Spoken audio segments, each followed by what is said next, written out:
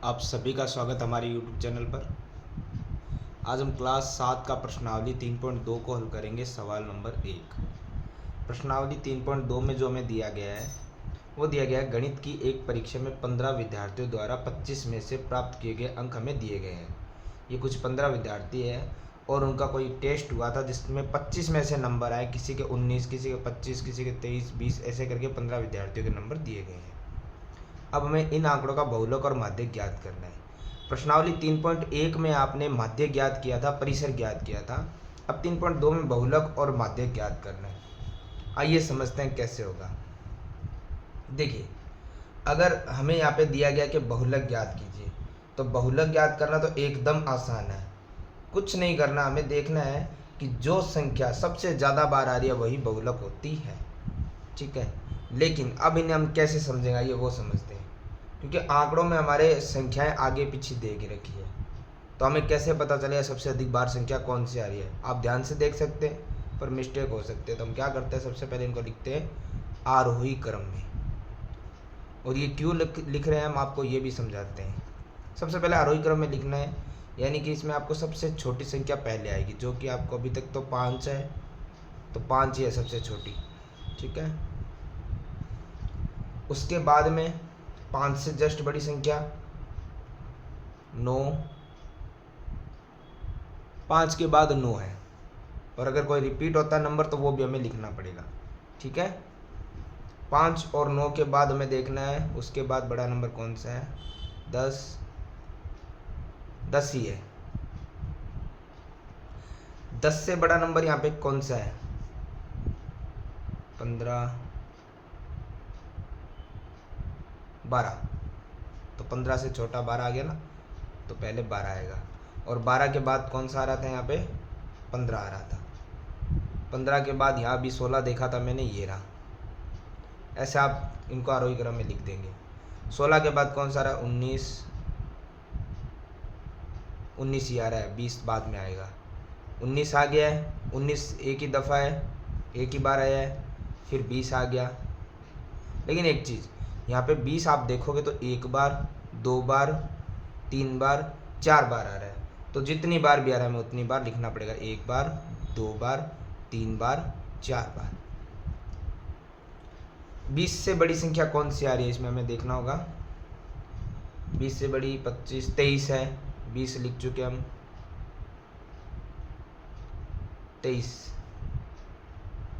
23 के बाद ये 24 आ गया था, 24 के बाद तो फिर 25 ही बचता है, जो 2 बार आया। ध्यान से देखेंगे 2 बार आया। और इस सवाल में एक चीज़ हम ये भी ध्यान रखेंगे कि जो हम संख्याएं लिख रही है वो संख्या कोई छूट ना जाए। तो कैसे पता चलेगा, 15 विद्यार्थियों के नंबर है, यानी 15 विद्यार्थियों के नंबर आए हैं, तो यहाँ पर भी संख्या 15 होनी चाहिए। 1, 2, 3, 4, 5, 6, 7, 8, 9, 10, 11, 12, 13, 14, 15, यानी हम करेक्ट हैं। अब हम देखते हैं, सबसे पहले मैं बोला गया बहुलक निकालने के लिए। बहुलक निकालना आसान कैसे होता है आइए समझते हैं। देखो, हमें कुछ नहीं करना है, जो भी संख्या इसमें बड़ी छोटी उससे कोई मतलब नहीं है। जो भी संख्या है वो सबसे ज़्यादा बार जो संख्या आ रही है उसी को हम बहुलक मानते हैं। जैसे 5, 9, 10, 12, 15, 16, 19 तो एक एक बार आए थे, 20 4 बार आया है, 23, 24 एक बार आया, 25 2 बार आया।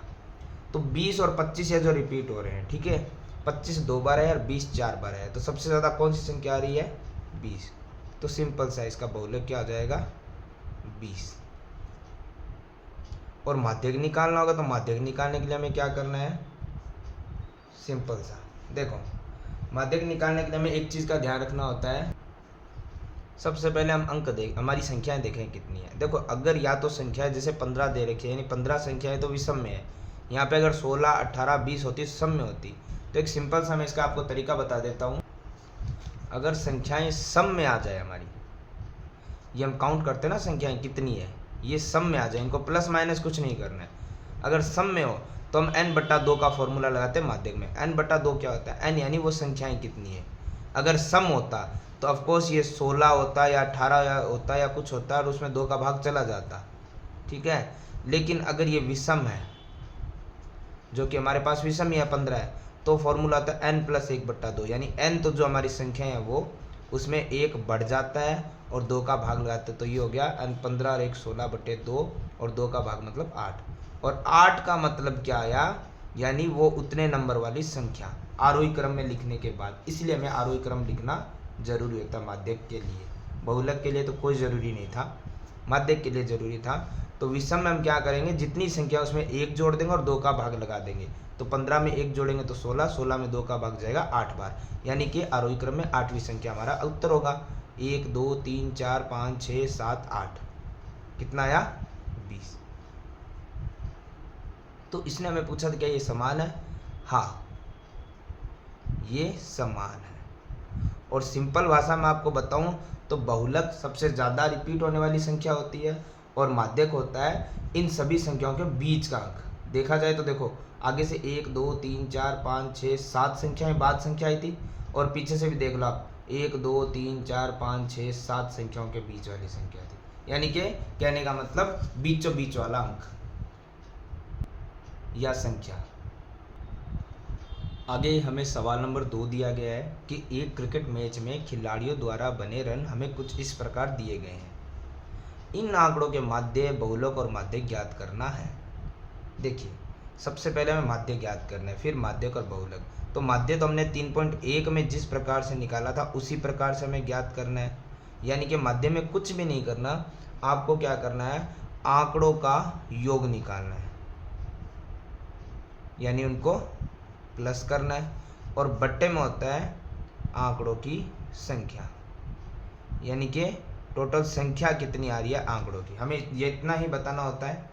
ठीक है, तो हम सबसे पहले क्या करेंगे, माध्य में आंकड़ों का योग करेंगे, यानी इन सबको प्लस कर लेंगे। तो आप इन सबको कैसे भी लिख कर प्लस कर सकते हैं, जैसे 6 और 15 21, 21 और 120 141, 141 और 50 191, 191 और 200 291, 291 और 80 371, और 10 381, 381 और 15 396, 396 और 8 404, 404 और 10 414, 414 और 15 429।